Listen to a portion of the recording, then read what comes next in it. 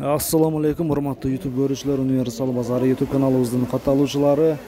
8-9 май Каракулжада болуп жаткан волейболдук беттеште биздин спортсмендердин орундарын, ошол эле мелдешке жетишкен ийгиликтерин сиздерге чыгарып айтып бергим келди. Бүгүнкү беттеште финалда Өзгөн менен Ноокат биринчи, экинчи орунга ойноду. Ал эми 4-чү орунда Аксы командасы болду, Аксы району. Ал эми 3-чү орунда Кадамжай району, 2-чи орунда Ноокат, 1-чи орун Өзгөн. Ошол эле Аксыга командасына 30 000 сом болду. Кадамжайга 50 000 сом, Ноокатка 80 000 сом. Ал эми 1-чи орунга Өзгөнгө 120 000 сом. Бүгүнкү 8-9 май волейбол оюнундагы беттешти бүгүнкү чыгарылышта колдон келишинче чыгарганга аракет кылдык.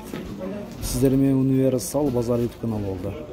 Ал эми бул эфирди тартып бизге жөнөткөн Бактияр болду, туугандар.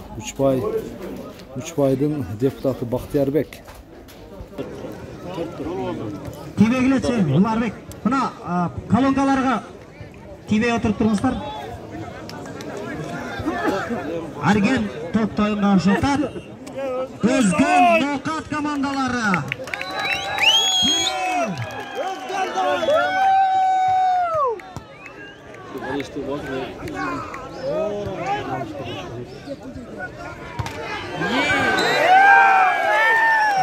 Манап Сатаров.